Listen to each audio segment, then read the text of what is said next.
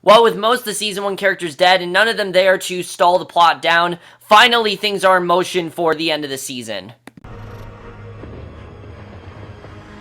Hey guys, I'm from Wayward Pines, Season 2, Episode 7, Time Will Tell, and I was actually really looking forward to this episode. I know last week's episode was a bit disappointed by, but this finally is what I've wanted this season to be. Now that we finally killed off that Teresa storyline and that's over, it really seems like we're finally starting to get things moving. I'm actually very happy about that, because when there's been stuff going on, it's been really good. It's just episodes where there's been that Teresa plot has really been, stalling things out, and it's really been keeping the episode from being great, but this really was a great episode. I really enjoyed it overall. I thought they did some really good flashbacks here, as well as some really great stuff going on with the Abbies, and aside from a few flashbacks, this was kind of a bottle episode. Most of the episode is the characters trying to figure out what's going on with the Abbies, and I really enjoyed that, and even though we didn't see Rebecca in this episode, that didn't matter, because this was, for me, the best episode of the season, hands down. I absolutely love this episode, and you may say, well, episode 5 was your favorite. The reason that this episode is my favorite is because it didn't have some boring subplot that I just didn't care about. The Teresa Adams subplot was really keeping, the show from achieving greatness, and this episode finally, it seems like,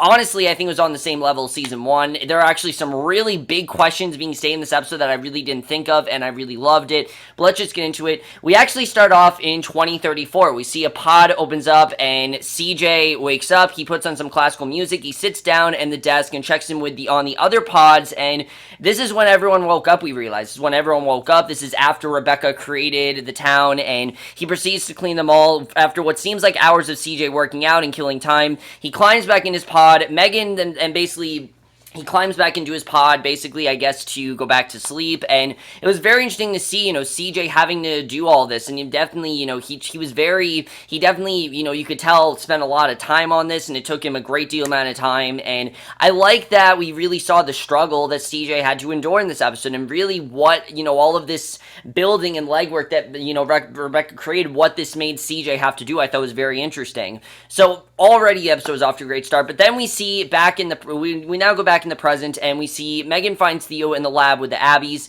and he's very upset that Megan didn't tell him about the symbol on the female Abby's hand sooner, because we know, obviously, that Adam recognized that symbol, and we get a lot more going on with Adam here that I actually really like. I like that now that the whole Teresa thing's over, Adam is actually involved in this. It doesn't just feel like a separate thing that's going on. It actually feels like it needs to be here, and Adam's actually main character. I believe this was the first episode where Adam was in the main credits, which I thought was interesting, and I like that they're giving Adam more to do, definitely, because like I said, he had barely anything to do in Season 1, and he announces that he's going to teach the female Abby to communicate with them. He gets a snack to train the Abby with and starts teaching her yes and no with flashcards, which I thought was really cool, the way that he basically said that, Margaret is very much like, Margaret can communicate with them, and Margaret just wants to communicate with them, and he's trying to get her to say something. He gives her this card that says yes, one that says no, one that says friend, and I thought it was really cool the way that was done. I definitely really enjoyed that, and he's pretty much certain that the female Abby is the leader, and he wants to be able to get information from her, because he feels that she's the one that holds all this information, why the Abbies are this way, why they're attacking. He's destined to get these questions answered, especially after how war is starting, and he definitely wants to, and he definitely feels like Margaret is the one that holds all those answers. I thought that was definitely a very good setup. Really enjoyed that. Really good stuff there. We then go back to 2054. CJ wakes up from his pod again, and he seems to be losing touch of reality. I thought there was some really great scenes here. The way that he's kind of hallucinating and what this did to him. He's talking to himself. He heads outside, meets someone in the woods named Griffin, and he's shocked to see another human. Now, we don't actually know if this guy is here or not. CJ's kind of losing touch here, and they head to the creek to go fishing together, but CJ notices something strange about Griffin. Just something's off, and CJ waits until Griffin is sleeping. He tries to sneak back to the pod.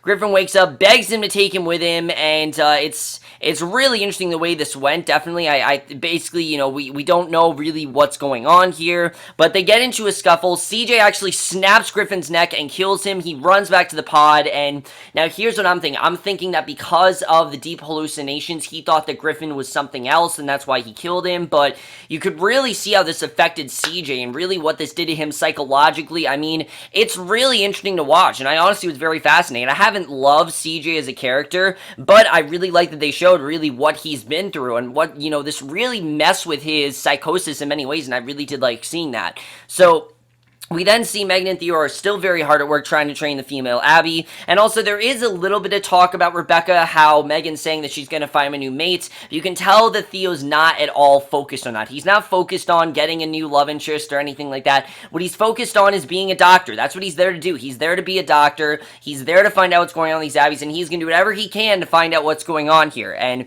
Megan is very skeptical that they're making any progress. She doesn't really think anything is going to come out of this, but Theo can tell that the Abby has empathy and a very intelligent brain. She can be trained to communicate with them. He even tells Megan that they don't have a choice, the Abbies strongly, and they're very hard at work. They're trying to, train the female Abby and everything, and I thought that was very interesting, and they need to figure out a way to try to talk to them, because they know that obviously Abbies are very much like humans. They can communicate like humans can, but they just don't really know how they communicate, because I've said it before, we don't really know what an Abbie is like. All we really know is that the Abbies obviously want this land for themselves, and you definitely see that. And I think this episode is kind of proving that humans aren't really ever going to be able to understand Abbies. I think this episode kind of, shows that in a way. But CJ then wakes up in 3040. He sits down to play chess with himself, and he's hallucinating that his dead wife, Eileen, is there, and it's probably one of the best scenes the season has given us. They chat about all the things he misses, like the smell of summer, gardening with her. He even reveals that he's having second thoughts about the pods, and that he really doesn't think it's right. He thinks it's cheating, and it's just not right, and again, you don't know if she's really there or not because of how much, like I said, that this is messing with his brain. I found this all to be really interesting. Eileen points out that it's his job, and right now he has the power to change the world and make it whatever he wants it to be, and all of this was overall just really interesting. I like the way this is messing with CJ. It's kind of tragic what's going on, especially when we see what happens next. Like I said, I thought this was one of the most fascinating parts of the episode. The fact that, especially at the end of that scene, it's even more heartbreaking to see that there's no one there on the other side. He's imagining himself talking to his wife, and this really just, reality is not there. It's kind of messing with his head and just seeing what he went through. It kind of makes sense why CJ ended up getting the job that he did, because we can see this kind of destroyed his life, and I like seeing that in one way it motivated someone, in another way it didn't. With Rebecca, she immediately was a bit hesitant about this, but she thought it was a good thing, and she achieved it still, and just like her, CJ also was very hesitant, and both of them kind of took over their life and changed their life forever and turned them into completely different people, and I like that we're starting to see that. So we then see Adam. He barges into the lab, and let me just say that I really hope he shaves by the end of the season, just because I'm not liking the, woodsman look that he has. It's kind of ridiculous, but, that's just a nitpicky thing. It's just something I hope they do. He runs to the cage when the female Abby is being held. He screams at Megan and Theo that they need to release her and give her back to the Abbies because she's not theirs, and I like that we could tell that definitely there was something going on with Adam at the end of last week's episode, and he plays a very integral part in this episode. He actually has a lot of knowledge to share with them, and basically he says that she's their leader, and it's only a matter of time before they break through the walls to get her back. I mean, we remember that scene last week where all the Abbies were calling out. I'm assuming they were calling out to her, and she wasn't doing anything, and Adam's very frantic. He said they made a huge mistake, and the Abbies vastly outnumber them, and that's basically how it's going to go, that there really is no other way, that they're more Abbies than there are humans, and eventually they're going to overpopulate, and I think it definitely is very interesting. And especially we know there's a food shortage right now, so that's definitely a problem. So then we see it's 40:14. CJ wakes up from his pod with a little pep in his step, and the big day's finally arrived. Thousands of years have passed. He can finally open the pods and let everyone else out, and we see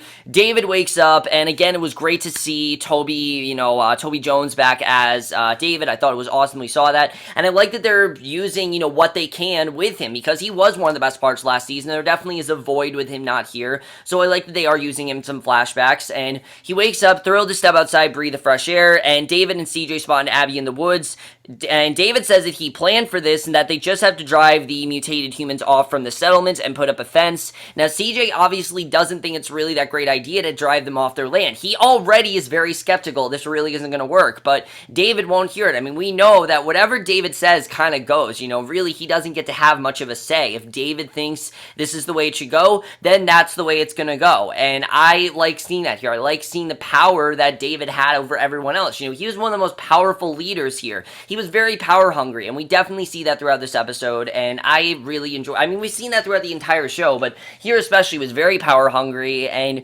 again, you can kind of tell why he went to such irrational matters. He made sure that things went his way, and, he felt, I think he was the first one to sense that humans should not be here anymore, and honestly, I think what seemed like, the villain in season 1 is kind of turning out to be one of the most one of the most, ones that got it. He understood that the Abbies don't really, they're the ones that inhabit this land. Humans can't really fit in this land anymore. This isn't really theirs. This is the Abbies now, and I think we're very slowly starting to see that, especially shown throughout this episode, and especially towards the end of this episode, which I definitely will get into, not just yet, but definitely I think that's one of the major things the season's really trying to say, and one of the reasons why this show, has, come back for season 2. So in the lab, we see Carrie and Jason arrive, and they're really bickering a lot. I mean, things are really not great between these two. I mean, we've seen Carrie discipline Jason before. Not discipline, that's not the word, but kind of just not listen to him, and they're going back and forth with Adam and Megan about whether or not they should release the Abbie leader, because they really don't know if that's the best thing to do. They feel that they need to examine her. Remember, Jason was the one, they found her on that carousel. Jason felt the best thing to do was to, imprison her, and now there are over 1,000 Abbies surrounding the wall, and they're preparing for battle, and finally Theo shouts at them all to shut up. He tells them that they aren't just observing the Abbies. The Abbie leader seems to be actually, possibly, observing them, which is interesting that she's doing that. That might be the reason why she hasn't moved. I mean, we've seen throughout this entire show, she's done nothing but stare at them, and I think we're kind of getting the sense this might be the first human she's ever seen. I don't really know. I mean, again, this is, the Abbies live in the woods. The Abbies aren't supposed to collide with the humans. She wasn't there in that whole battle that went on in episode 6. She wasn't there for any of that. So I'm assuming that the reason that Margaret is staring at them is that she's, basically trying to examine them. She's trying to understand how humans think and feel, just like how they're trying to understand how Abbies think and feel. Again, very fascinating stuff and very deep for what's usually not that deep of a show. I really enjoyed that. So she is sitting in her cage, she's hanging on to their every word, and we then see it's 4016, there's a festival in the town square, they're getting ready to wake up Group A. Megan then harps on CJ and tries to get him to enjoy himself, because again, he's really not enjoying himself that much. He could tell that there's definitely something not right. He's not okay with this, Wayward Pines happening. He's just not really okay with it, and he comes to meet, the group. He grumbles that what they did, he feels wasn't right, that they should not have waited, they should not have done this. They should not keep the Abbies in the woods. It's just not going to end well, and they stole these people out of their habitats. He's obviously, we see, not in the mood to celebrate, and really, I mean, I think that's one of the reasons why he's so concerned about food, because he knows that if they don't have food, the proper resources, then humans can't inhabit the land, and that the Abbies are definitely going to go after them. I think that definitely is something that CJ knows. I think it's very much why he cares about the crops. I think that's why he was so concerned, because he knows that this was really the Abbies' land, and I think we're definitely starting to see that here. And again, I think that's just really interesting. I really like what they did with CJ here. I think it was just overall really interesting, and I like that we saw that the more he, was surrounding himself in Wayward Pines, the less, the less he felt like he belonged there. He really didn't feel like he belonged there at all, and I feel like he would, like I said, just like David, he was one of the ones that just, he got it. He understood what was going on. He understood, but it was just too late. David and Megan, they'd created, he had no power against them, and he really couldn't do anything. And honestly, I feel worse and worse for CJ this episode goes on, and it's probably some of the best flashbacks I think they've done, really. I think they just did a great job in showing why he feels this way, why things are going there, and I definitely really did like seeing that. The lab, Carrie and Jason then arrive, and they're going back and forth. As we know, there's been a lot of fighting between these two as of late, especially with the way that Jason handles things and the way that Carrie handles things. I've said this before. Carrie, in many ways, is, I think, the only reason why Jason hasn't gone rogue. I mean, Jason, really, Carrie is kind of the one that controls him in many ways. I mean, Jason, he's so erratic, he's very violent, and he goes to such extensive measures, and especially last week, as we know, Carrie said, look, you gotta be more of a leader, and you can tell that he's really not using that advice. I mean, really at all. He really hasn't listened to her, and I think we're really starting to see that Jason really seems to be, I think, the cause of all of this war going on. We kind of see that, we basically, Adam and Megan are going back, they're bickering back and forth with Adam and Megan about whether or not they should release the Abbie leader, and there are over 1,000 Abbies surrounding the wall. They're preparing for battle. Finally, Theo shouts at them all to shut up, and he basically tells them that they aren't just observing the Abbies. The Abbie leader, Margaret, she's sitting in her cage and she's observing them, and That's exactly what she's doing. And honestly, I kind of saw this as maybe she hasn't seen any humans before. The way that they're trying to observe her, find out what's going on with her, find out, how, she thinks and feels. That's kind of what she's doing with humans. I mean, think about if you were a different creature. I always think about that. It's actually very fascinating. Think if you were a different kind of species. Think if you were like a dog or something, just observing a human. That's exactly what Margaret is doing. She's trying to observe them. She's trying to figure out what's going on with them. And I think that's pretty much why she's been just standing there the whole time. She hasn't been attacking them because she's not there to attack. She's there because she's there to observe them. And that's really, I think, what's going on there. And I think that definitely was very interesting that we saw that. I think it's something that we haven't really touched upon before. And that's something that I know that M. Night and the guy that created the show said they want to touch upon is how are the Abbies, how do they think and how are they different from the humans? And I think we're starting to see they're not that far off. Just like the humans, they kind of want their own land. They're just a different type of creature. And I think it definitely is very interesting. I do want a little bit more origin, but I think we're getting to that definitely. I think this episode definitely senses, it gives me, makes me think we're definitely going to get to that. So we then see it's 1416. There's a festival in the town square. They're getting ready to wake up Group A, and Megan then harps on CJ and tries to get him to enjoy himself and come meet the group, and he grumbles that what they did just wasn't really right at all, and that they stole those people out of their habitats. He's obviously not all in the mood to celebrate. He feels that they just ran all these people out of there, and they should not have done that, and this wasn't at all their place to do this, and he really is someone that just seems to understand that this was the Abby's land first, and it really seems like this isn't a place to inhabit the, someone that's not an Abbie. I think we definitely see that here. I think that definitely is very interesting. That's something that this episode, I think, very heavily shows that this really wasn't the humans' land to begin with. And I think, like I said, this episode, there are some really interesting questions that go on. But then things go from bad to worse in this next scene. Now, like I said, Carrie really is the one that's going to make Jason not, go to such violent measures. But I don't think it's necessarily true after this, because you can only just do so much, and I think this really does show that. Because in the lab, Theo's trying hard to introduce Jason to the Abbie leader as their leader, and she seems to be using the flashcards, and she's catching on. She's kind of communicating with them, doing exactly what Theo wants them to do. So you can see what Theo's doing is, in fact, working here. She seems to be, what I love is that Theo's kind of their leader. She's their leader. I think it definitely is very interesting. Jason then storms off, thinks it's a complete waste of time, and he thinks what he's doing is ridiculous. And like I said, Jason's gonna do what he wants to do. Theo then thinks that they are making progress, and the leader thinks that they are friends. The leader seems to think they're friends and everything. And, Margaret's even saying, look, I don't bite, I'm not gonna do anything. He decides to do an experiment, lets one of the other Abbies out of their cage to prove that she's in charge, then we'll tell them to stand down. And, he wants to show that the Abbies aren't gonna harm them unless they attack. And Jason throws a fit. He says the experiment is done. He proceeds to shoot all of the Abbies that they have in cages. Theo tackles him, takes his gun before he's able to kill the female Abbie that he had been training.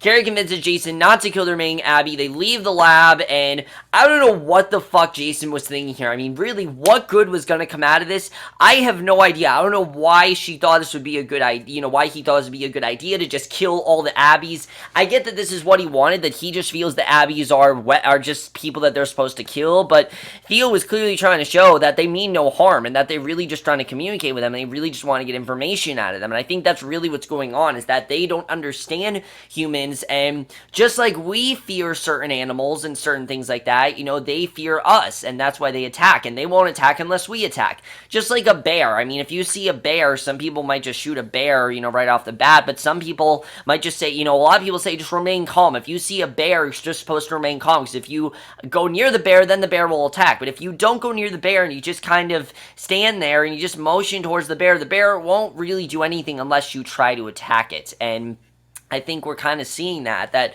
these Abbies aren't going to attack unless you attack them, and I think that's something that Theo is really trying to prove. Jason ruined the entire thing, and really, I don't think things could not have gotten worse. I really think he just made everything worse, and really sucks that he did that. Definitely, I think he just, pretty much fucked up the whole thing, and really, especially what Theo was trying to prove, but it makes sense why he did this. I mean, Jason, clearly, he just doesn't think rationally. He doesn't think through with what he's going to do. And especially with this, he really should have thought through, but unfortunately he didn't. Even though he had Carrie right by his side, like I said, there's only so much that she could have done. She tried to stop him, he wouldn't stop, he just kept shooting all of them. Now, luckily, she was able to convince him to not kill the remaining Abby, but, now we get the sense that things are just bad, and things aren't going to get any better, and I think we definitely do see that now. But then we get to one of the most interesting questions drawn in the next scene, which I really did like seeing.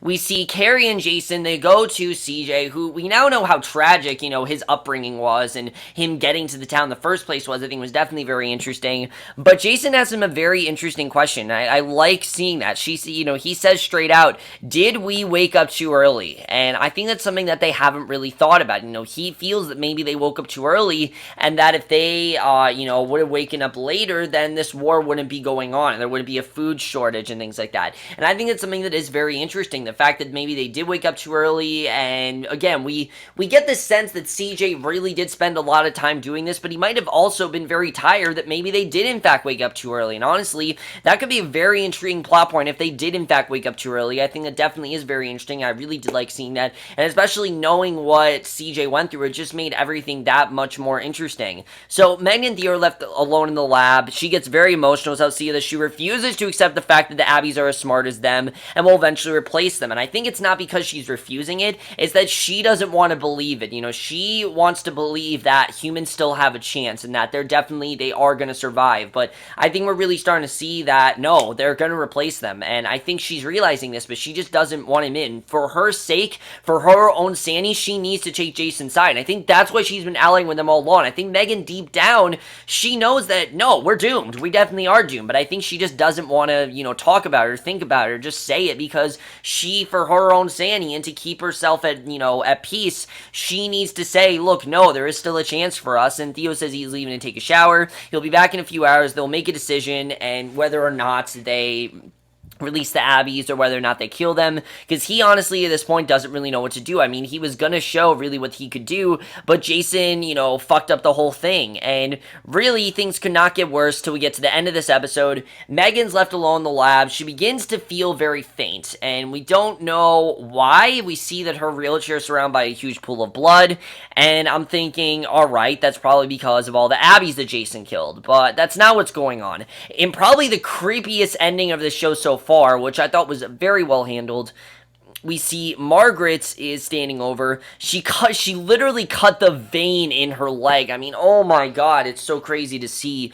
But Megan didn't even feel it because she's paralyzed, and that's why she didn't feel it, because, obviously she's paralyzed, but she literally cut the vein, and Megan's bleeding out, and she's staring at Margaret. You see what's going on. Megan's like, her life is kind of flashing before her. It's kind of like what we saw with Teresa here, and she runs out of and Margaret then runs out of the lab. I think she's gonna go back to the other Abbies and everything, and that is how this episode ends. Very interesting overall. I really enjoyed that. Megan is now dead, one of our last connections to season 1. Now all we have is Adam, and honestly, I think this made sense why Megan had to die. Look, Megan didn't really serve a purpose for me. I mean, all she really did was just spew just spew, plot points. That's all she did. She, it was, what do you call it? I don't know what it's called, but she spoke exposition. That's really all she did. She spoke exposition. She talked about things, but after getting paralyzed, I just didn't really see exactly where they were going with her, and it did seem like they were going in this direction with her, but had Theo, I think, proved to her,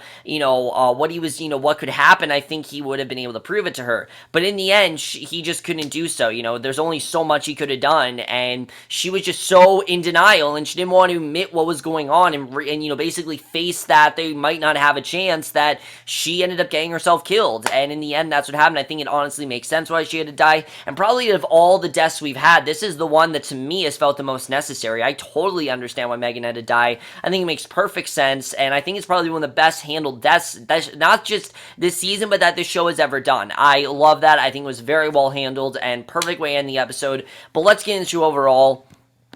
Overall, guys, I absolutely love this episode. There are so many things that I loved here going on, mainly because things are finally starting to happen. This isn't just, oh, random season 1 character, let's kill him off. Megan's not just a random season 1 character. She was, in fact, a main character from this season, but again, she was just so in denial and not realizing what was going on that it killed her. It got her killed. She, spewed tons of knowledge, and she wanted to think that the humans still had a chance when clearly we're seeing that they don't, and I think that definitely is what's going to happen here. Margaret's now gone rogue. What's going to happen there, we don't really know, but I think if Jason had not attacked, Theo really could have gotten through to her, but now that Jason's attacked, they're pretty much doomed, and we even see a scene next week where Fred asks Theo, do we still have a chance, and are we dead, and Theo says, I don't know, because honestly, they don't know at this point. They don't know if humans can stand a chance, and if this season ends with them all dying, I mean, it's Jason's fault, really. Jason is the one that's ruined this whole thing, and there's a great quote that Theo says